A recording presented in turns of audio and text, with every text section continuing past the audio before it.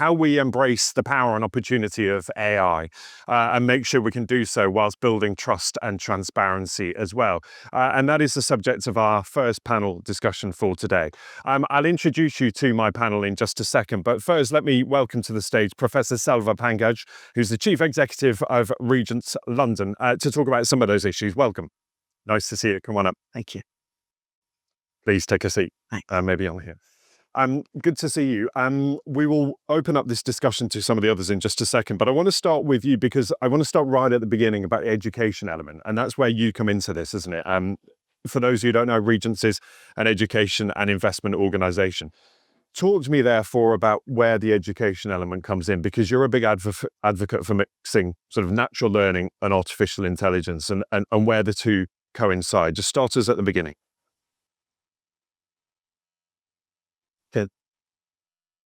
Get it right. Around there? They need to put Yeah, there we go. Yeah. Can you hear me now? Yes. All right. Yeah. Just on the thing then, the human race have evolved over many years. And then now what we have at the moment is something the machine learning is going to evolve the artificial intelligence. As the minister said, I don't think we need to worry about this.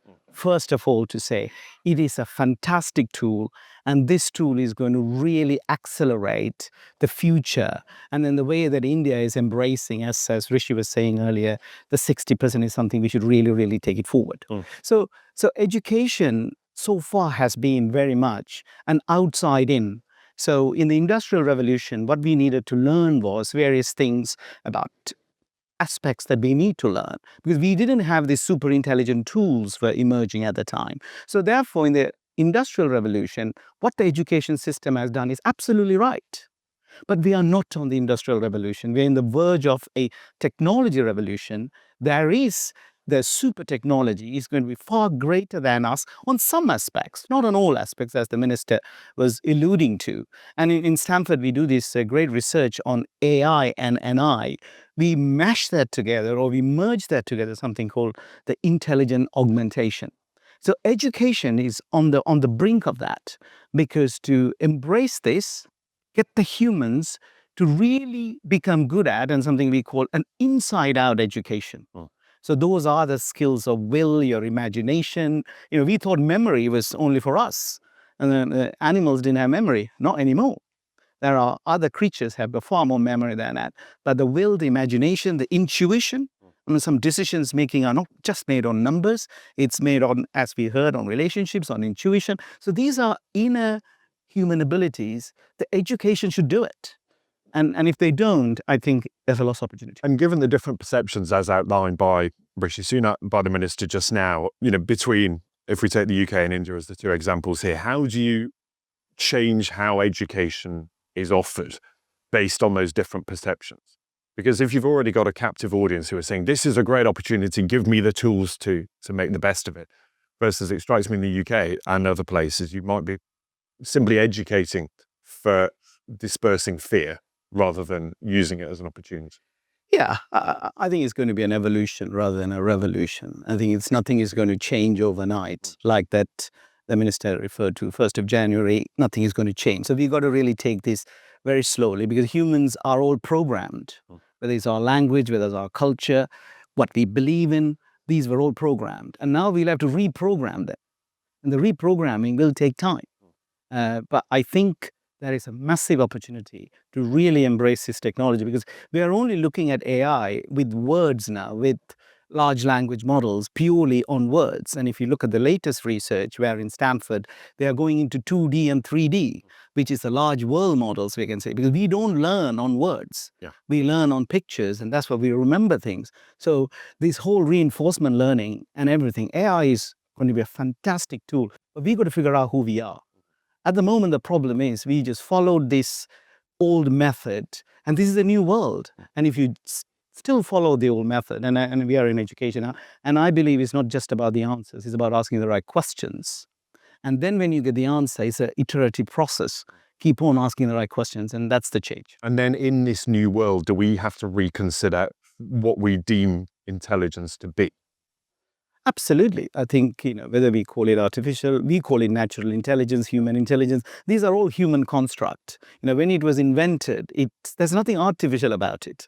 And to be honest, it's supernatural or super normal, whatever the intelligence is, this AI. So because we called something 50 years ago, and then we can't just say, oh, there's nothing artificial. There's nothing artificial about it. This is a super intelligence which is coming. The way they learn, the way the algorithm works, the way the brain works is very internal in one. But these machines works collectively in seconds. So these guys are far more smarter than us. And we must embrace it. And I think it was quite encouraging. India is doing 60% on a positive growth mindset. And it's very sad and we feel that in the UK. And I think it's a great opportunity. Maybe put the 60-60 together, divide by 2 and get a good average. I wonder, therefore, how, given what you do, you navigate that line between natural intelligence and artificial intelligence, and where in your models and the way you run the business, how would you get that split right? You've got to build trust whilst also harnessing the power. I think we are in the university sector here. So the university's assessment methodologies, those are all outside in, and we've got to respect that. And these are credit bearing. We can't change it overnight. So we'll have to change it slowly. So what we also do is something called inside out education, which are non-credit bearing. The world is not just looking for pieces of papers now. The world is looking for skills and ability to change and make decisions. So therefore, I think we mix that quite well. So we've done a lot of research, as we call it, NI and AI. And then we are drip feeding that to our students and wider world. We work with Duke of Edinburgh, 130 countries, these ideas are going. And this is where Manoj and I met. And Manoj was very excited. Oh, what's this all about? And I think the credit goes to Stanford, some of the great teachers who inspired me, and in Harvard, Clay Christensen, who first told me, Selva, if you really want to figure out how the life works, go and study the natural laws. Yeah. Being another chartered accountant, I thought I only know double entry, but it took me some time to figure out. But it's fantastic. It's positive. I think that's the message we need to say. Because we don't understand something doesn't mean that's bad. Yeah. And I think the best way to say is ignorance comes from ignoring the facts. If you go and see the facts rather than just listen to somebody else, AI is nothing wrong with it. There are safeguardings like anything, but we must embrace it. And I'll come on to that in a second. I want to open up the panel as well. If I can welcome up to join us here, Rajat Dhawan, who's the CTO at Soho House in London. Rajat, welcome. Daniel Dsouza, co-founder of Dreamsetgo, and also Priya Guha, venture partner at Merion Ventures. Hi, nice to see you. Grab a seat on here. Hi, lovely to see you. Come on up. Welcome. Hey, nice. You are nodding. Good to see you all. So we've touched there a little bit on education. There's so many other applications of this, and we know that.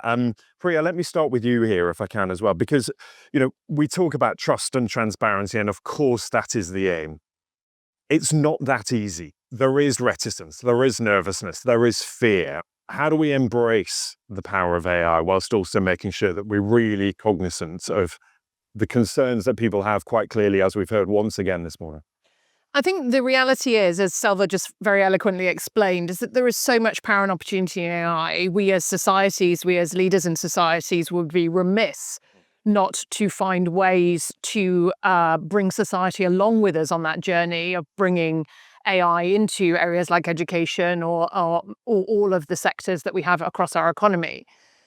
But the problem is we have to recognise we have a societal base, and the minister was teasing us in the UK earlier of having a slightly older population than those of you in India. But the reality is we have a societal base where people do not have that background in these technologies. Yep. And as we all know, things that are unknown feel scary, they feel intimidating. And we've not done a great job collectively, I think, about saying, well, actually, this is good for you, and this is why we think it's good for you, but we're also going to work with you to help you upskill, and then also get to a point where we are putting the right frameworks to make sure that these technologies are being developed appropriately. What do you think that looks like, that education piece, to say, look, we're going to hold your hand through this. It's transformative, but we've got your back? Well, the Prime Minister in the UK last week just announced a huge investment as part of the spending review, the budget process for the UK government, in exactly that skills education piece. So looking at everything comprehensively from sort of K-12 education right through to lifelong education, in partnership with the big companies who are thinking about AI, looking at AI in their businesses, to find out how do we make sure that anyone, whether it's in a school curriculum or whether it's somebody who is 30 years in a career and is completely terrified about the prospect of AI taking away their job rather than thinking about how AI could enhance their job, is brought up to speed, has that education, has that skills base, and can then see and take advantage of the opportunities of an AI economy. So let's talk about those applications in businesses, both with Rajat and with Daniel. Rajat, let me start with you, because it strikes me at Soho House, it's an organization built around trust and discretion and privacy, but also about embracing AI. And I know you're using it increasingly in the business. Talk to me about what that process looks like, how you strike that right balance. Yeah, it's an important aspect for us, both from a member experience perspective, because clearly AI has the potential to significantly improve member experience, both digitally as well as in the physical spaces that we have. And also from a back office perspective, you're just using automation to improve productivity.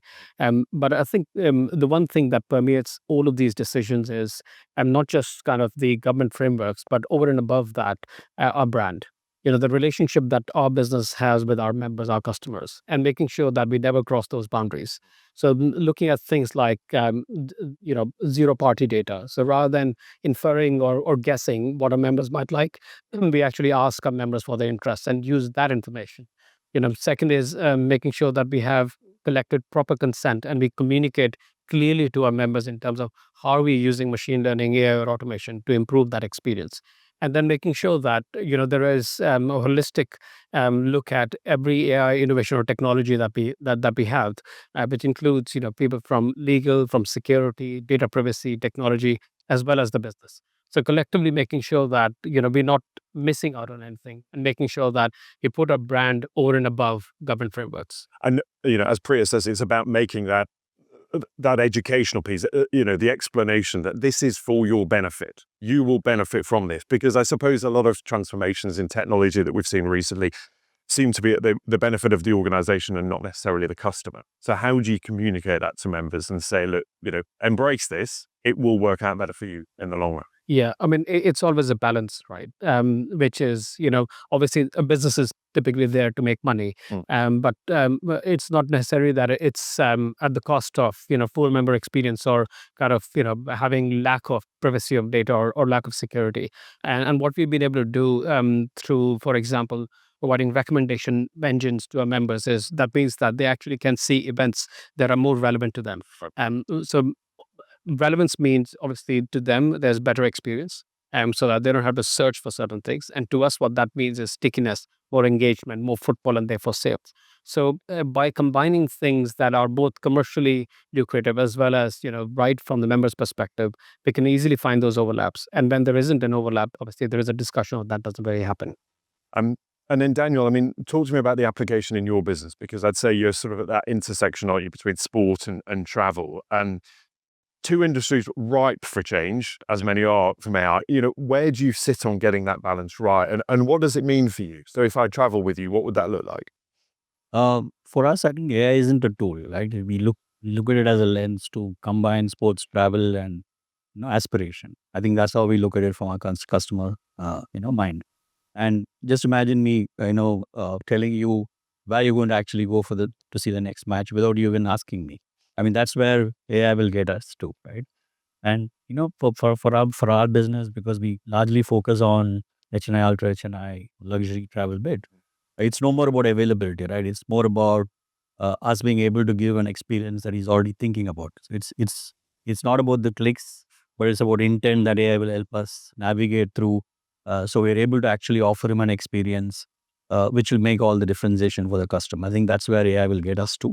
And this isn't just about selecting the destination and getting there and how you get them there. This is about when they're there. When they're there. Explain that for me. What change might they see? Yeah, for example, a lot of focus is around hyper-personalization, right? So just to give you an example of how Formula One does it with AWS, where they have used toolings of AI and machine learning to look at driver dashboards, look at how tire strategies happen, to give them more information about creating their own dashboards on the app, giving their whole personalized experience depending on who's their favorite team, who's their favorite driver, and things like so.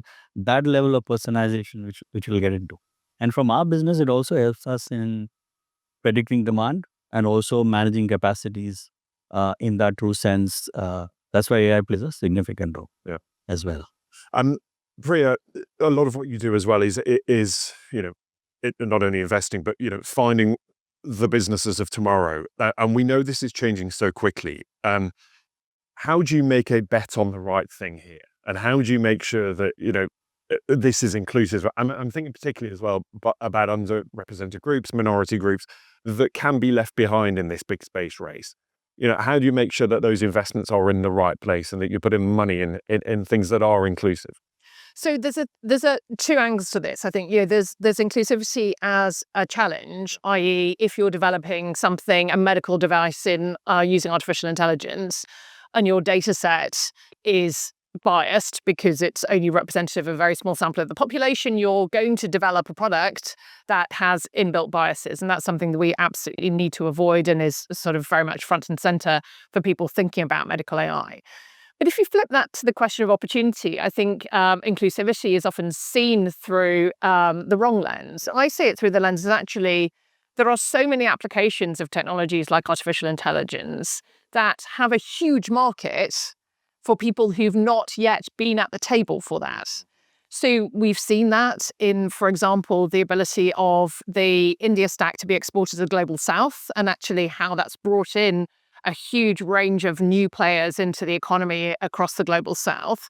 But we've also seen it in areas like, for example, using computer vision to aid the experience of a blind person, being able to navigate our streets. And when you think of actually these things as both an empowerment tool, so better for our societies, but frankly, from a purely business commercial lens, a huge market opportunity, you have a very, very different way to think about the inclusivity in innovation sector. And from an investment point of view, how rare is it that it seemingly is a win-win? Because we might traditionally think that, you can't have it all, can't have your cake and eat it, but actually, are these great examples of where this is a win-win? It's a good economic decision and it's a good societal decision too. For me, inclusive innovation across the board is a win-win because you're doing something that has historically been overlooked. So from a commercial lens is an opportunity. Yep. But secondly, you're also doing something that has immense potential for societal good. And what's not to like about that, Ben? Yeah, exactly. Professor Selva, talk to me about the collaboration across borders, because we see these different perceptions, but some of the big ideas are quite clearly cross-border. Is there enough collaboration, do you think, in this space? I think so. I think my view on this is a very complex problem, and sometimes for a complex problem, we try to get a simple answer. Yeah. I know we like to get things simplicity, but simplicity is nothing to do with simple answers. So therefore, I think, there's cultures, there is acceptance, there is age, as we heard it earlier on. And therefore, it is a very complex thing. So it comes back to the basics. First, understand the basics about AI.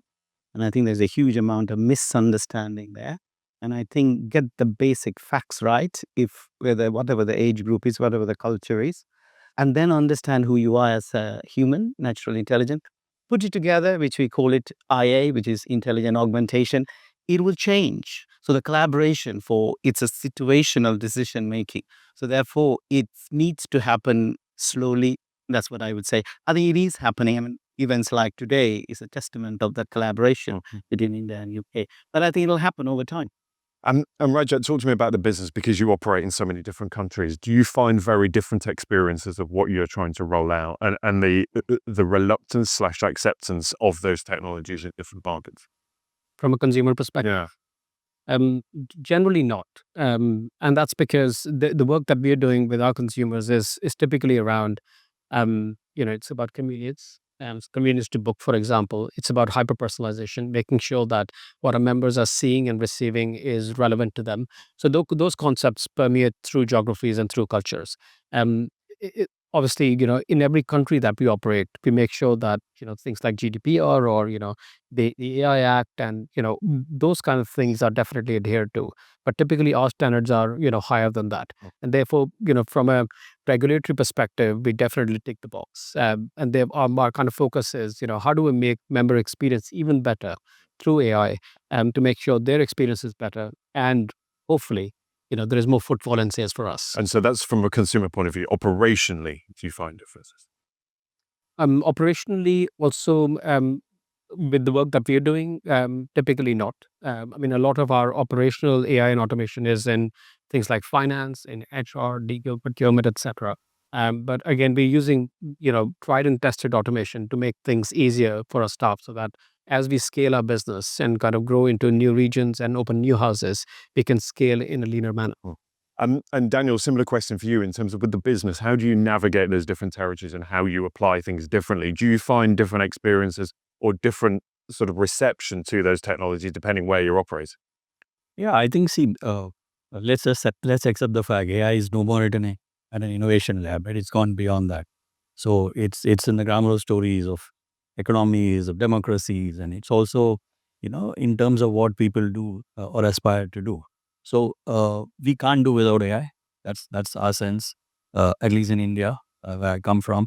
So the acceptance levels are very high in terms of, just to give you an example, in an experience that we create, we have a pre-event emotion experience, we have an on-ground expectation of the client has, and a post-storytelling experience that the client has, right? So we use AI in all these three forms to give that all, and customers truly appreciate it. And what's the hardest bit to get right? I think on-ground navigation, because there are a lot of uncontrollables in your end. Suppose we are at a stadium, you can't actually get that perfectly right. Okay. So some infrastructure has those facilities, some doesn't have. So in those situations, we struggle.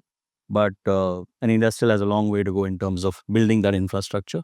But otherwise, in most countries that we take clients to, we surely are able to manage that. Thank you all.